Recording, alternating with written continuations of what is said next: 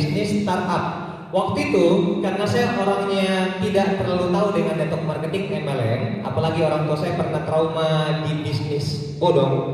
Nah, beliau termasuk yang melarang saya join yang namanya bisnis begituan. Jadi network marketing walaupun bicara modal, resiko, tempat dan lain-lain itu gampang diakses, tapi saya memilih untuk tidak masuk di seperti itu. Jadi saya menolak. Saya ditawari waktu itu ada beberapa bisnis.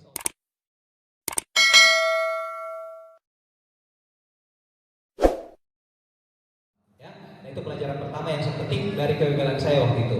Nah, next 2016 setelah malang melintang di organisasi, membuka bisnis, kemudian saya juga menjalankan aktivitas kuliah. Saya akhirnya 2016 puji Tuhan bisa menyelesaikan pendidikan dalam kurun 3,5 tahun waktu itu. Jadi cukup cepat juga saya menyelesaikan kuliah, ya. Karena saya tidak mau mengecewakan orang tua yang sudah biaya mahal waktu itu dari Raja Makassar. Nah, waktu itu puji Tuhan juga saya terima IPK terakhir itu di 3,80. Jadi mungkin bilang, ini Hasron kok aktif organisasi, kemudian buka bisnis, jangan-jangan nilainya rendah. Itu tidak juga Bapak Ibu ya, karena saya bisa atur waktu, puji Tuhan saya bisa atur waktu. Jadi bisnis jalan, organisasi jalan, kuliah juga jalan. Itu ya. Jadi sebenarnya dengan IPK seperti ini saya juga bisa lamar kerja yang agak tinggi waktu itu. Ya, bahkan ada satu om saya bilang, coba kamu lamar-lamar di KPK, siapa tahu kamu tembus. Gitu, karena IPK kamu bisa masuk ke sana. Gitu. Tapi saya untungnya tidak lamar, coba saya lamar, saya hari ini tidak ada disalahkan. Gitu ya. Ya, nah itu. Nah, setelah lulus, nah ini mungkin orang banyak Bapak Ibu alamin. Nah, di sini mulai bingung mau ngapain habis lulus. Gitu, ya. Untungnya dulu saya sudah buka bisnis, kemudian masuk organisasi, tapi tetap bingung. Habis lulus mau ngapain? Ada dua pilihan waktu itu saya. Pilihan pertama harus cari kerja, atau pilihan kedua lanjutkan bisnis yang pernah saya buka. Nah, yang mana yang saya pilih? Dua-duanya saya pilih. Saya cari kerja sambil cari bisnis juga, lanjutkan bisnis. Kenapa Pak Esron harus cari kerja padahal bisnisnya sudah ada? Orang tua saya paksa Pak. Orang tua saya paksa. Dia bilang, ngapain kau sekolah tinggi-tinggi, ijazah sampai gitu, kemudian IPK kamu begitu, kalau kau tidak pergi cari kerja. Itu. Kau kerjakan itu sebenarnya belum tentu besar itu sebenarnya nanti. Itu. Dan saya juga tidak mau terlalu melawan. Jadi waktu itu saya cari kerjaan juga ogah-ogahan, tidak ada niat sebenarnya cari kerja, cuma karena dipaksa orang tua pergi saya cari kerja. Kenapa Bapak Ibu? Di Makassar waktu itu ini yang terjadi di Makassar. Ya, orang antri cari kerja, itu ya. Bisa dinaikkan volumenya. Ya, silakan ditonton Bapak Ibu. Ini kenyataan di Makassar. Ini Tangerang, tapi kurang lebih sama di Makassar. Waktu itu antrian mencari kerja. Mencari kerja asal kota dan kabupaten Tangerang dan kota Tangerang Selatan, maksud kami, berhamburan memasuki arena bursa kerja. Begitu petugas keamanan dan satuan polisi Pamung Praja membuka pintu. Bayangkan kalau saya bersaing dengan mereka. Perangkasaikan pun terjatuh dan terinjak-injak. Wali Kota Tangerang mengatakan akan menyiapkan aplikasi online khusus bagi pencari kerja sehingga mereka tidak perlu lagi mengantri dan berdesakan. Bursa kerja ini digelar sampai 3 hari ke depan dengan 9.000 lowongan dari 48 perusahaan. Lihat Bapak Ibu. Ya. Mungkin ini di Tangerang, saya tidak tahu kalau di Luwuk, Salakan, mungkin kurang lebih seperti ini juga, ya. Karena di Makassar seperti ini Bapak Ibu. Ya, jadi waktu itu saya habis lulus, oke, IPK saya 3,8, tapi mungkin orang lain ada yang IPK-nya 4. Gitu. Dan orang yang seperti itu banyak, jadi saya harus bersaing dengan mereka. Jadi ngapain saya pergi bersaing itu di banyak seperti itu? Kenapa saya tidak buka lapangan pekerjaan di mana orang bisa masuk ke dalamnya untuk kerja di dalamnya seperti itu?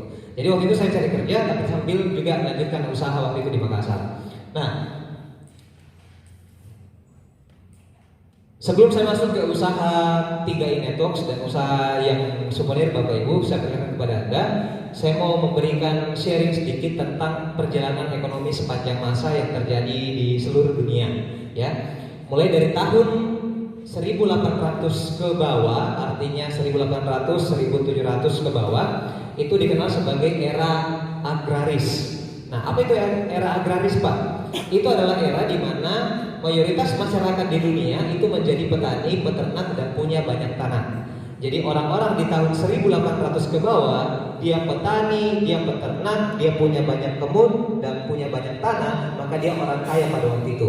Mungkin kakek nenek kita atau mungkin orang tua kita pernah hidup di zaman ini dan mereka kaya dari kebun, tani, dan punya banyak tanah. Termasuk orang tua saya dan nenek saya di kampung lumayan hidupnya bagus dari era agraris ini. Itu karena ada beberapa tanah dan sawah waktu itu. Nah, tapi yang namanya perjalanan ekonomi kan terus berjalan, tidak di era agraris terus. Masuk di tahun-tahun berikutnya, mulai dari 1801 sampai 1900 muncul era baru yang namanya era industri, di mana pabrik-pabrik mulai muncul. Itu ya, pabrik mulai muncul. Efeknya orang yang tadi di sawah, di kebun memilih merantau ke kota jadi pekerja. Nah, disitulah mulai muncul jenjang-jenjang karir, itu karyawan biasa, supervisor, manajer, sampai direktur waktu itu. Jadi siapa yang rajin kerja dan bisa menempati posisi yang tinggi, maka di era industri dia adalah orang kaya pada waktu itu. Ya, jadi orang-orang yang lahir 1800-an, kemudian 1900-an dan kerja bagus di perusahaan, pasti dia orang kaya. Itu. Dan mungkin diselahkan banyak, dan mungkin juga di ruangan ini ada seperti itu ya. Nah, tapi yang namanya perjalanan ekonomi terus bergerak. 1900 ke atas mulai muncul yang namanya era baru, namanya era informasi. Apa itu era informasi, Pak? Di sini mulai muncul yang namanya teknologi seperti komputer. Itu. Siapa yang ada komputer di rumahnya hari ini? Itu laptop dan sebagainya ya. Kemudian telepon, yang punya telepon di rumahnya, HP seperti itu contohnya. Semua punya pastinya ya. Itu. Kemudian munculnya mulai juga internet. Itu namanya era informasi. Jadi orang-orang yang punya kemampuan berpikir waktu itu dan dia bisa bikin komputer, dia bisa bikin handphone, dia bisa bikin internet, maka dia orang kaya pada tahun itu. Contoh paling dekat, kalau Anda kenal yang namanya Bill Gates, kemudian Steve Jobs yang punya Apple, ya, dan sebagainya. Nah, itu orang kaya pada saat itu karena mereka bisa bikin komputer, mereka bisa bikin internet, mereka bisa bikin handphone. Nah, tapi era informasi ini tidak bertahan lama. Muncul era baru yang sekarang kita hadapi semua, namanya era konseptual. Nah, ini dimulai dari tahun 2001 sampai hari ini. Bapak Ibu dengan saya sedang ada di era yang namanya era konseptual. Apa itu era konseptual, Pak? Era di mana muncul bisnis kreatif. Itu. Ya, konsep lebih penting daripada produk. Contoh paling dekat, Anda kenal Gojek? Ya, dulu kemarin saya kenal apa? Drive. Nah, itu Drive. Itu adalah salah satu bisnis di era konseptual. Yang punya Drive, yang bikin Drive, apakah dia punya motor? Dia tidak punya motor, Bapak Ibu.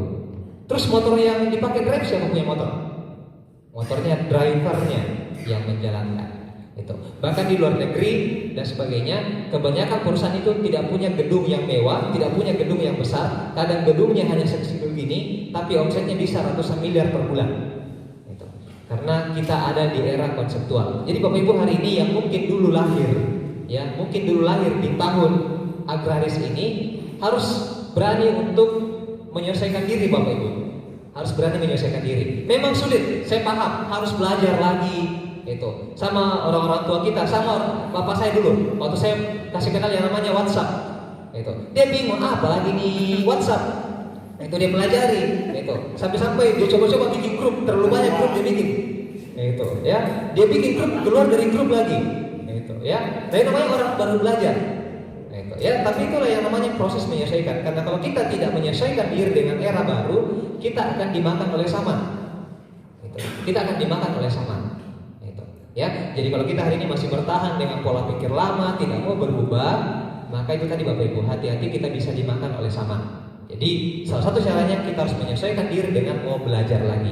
Itu ya. Nah, makanya hari ini saya sangat apresiasi Bapak Ibu mau rendah hati, mau datang belajar, ya, apalagi ini bisnis termasuk bisnis era konseptual. Dan saya yakin kalau Bapak Ibu mau belajar, mau rendah hati, mau dengar dan sebagainya, saya yakin bukan tidak mungkin Bapak Ibu. Anda bisa juga sukses dari 3i Networks.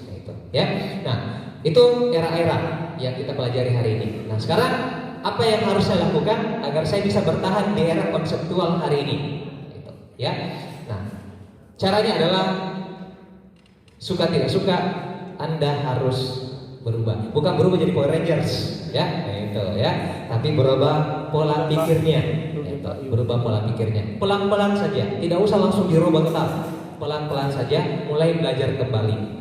Belajar pakai handphone. Bahkan sekarang sempat saya temui di Makassar ada oma-oma usia 56 tahun itu sudah bisa jualan online shop. Oma-oma ini belajar bikin akun Facebook, bikin video di Facebook. Oma-oma ini tapi bisa jualan di Facebook Bapak Ibu, ya, karena dia mau belajar. Dia mau menyesuaikan dirinya dengan sama, ya. Jadi Anda harus berubah. Saya mengutip ada satu kata bijak dari Benjamin Franklin. Dia mengatakan begini, when you finish changing, you are finished. Artinya apa? Ketika Anda selesai berubah, maka Anda sudah selesai. Ya, jadi kalau Anda tidak mau berubah, maka itulah akhir. Ya. Akhirnya akhir hidup Anda. Kalau Anda sudah tidak mau berubah lagi. Yang saya bilang tadi, ketika Anda tidak mau berubah, maka efeknya kita akan dimakan oleh sama. Kita tidak mampu menyelesaikan diri, ya. Nah, jadi salah satu cara untuk bertahan di era konseptual hari ini yang terlalu banyak internet dan sebagainya, salah satu caranya Anda harus punya yang namanya bisnis sendiri, ya. Nah, kenapa harus bisnis, Pak? Kenapa tidak kerja saja? Ya, kan banyak di perusahaan-perusahaan yang terima lowongan kerja. Nah, oke, kita lihat datanya. Tidak ada yang masalah dengan kerja. Tidak ada juga yang masalah dengan bisnis. Tapi kalau kita kerja kan ujung-ujungnya kan uang, ya, ujung-ujungnya duit. Nah, kita membandingkan berapa sih penghasilan dari kerja, terus berapa penghasilan dari bisnis. Nanti kita pilih yang mana yang cocok dengan kita. Nah, di Makassar waktu itu saya cek tahun 2019 UMR di Makassar itu di angka 2,8 juta di Makassar waktu itu. Jadi kalau saya masuk kerja waktu itu di Makassar, gaji pertama saya di angka UMR 2,8 juta. Nah, saya cek kemarin di Sulawesi Tengah, saya tidak tahu kalau di daerah Salakan atau Luwuk, di Sulteng itu rata-rata main di angka 2.100.000. Gitu. Kira-kira di Salakan main di angka berapa? Di atas 2 juta juga ya? Atau di bawah lagi? Di bawah lagi. Oh, di bawah lagi. Gitu, ya. Nah, jadi itulah kenyataannya Bapak Ibu. Kurang lebih setiap tahun itu gaji akan berkurang. Kenapa? Semakin banyak orang lamar kerja Bapak Ibu.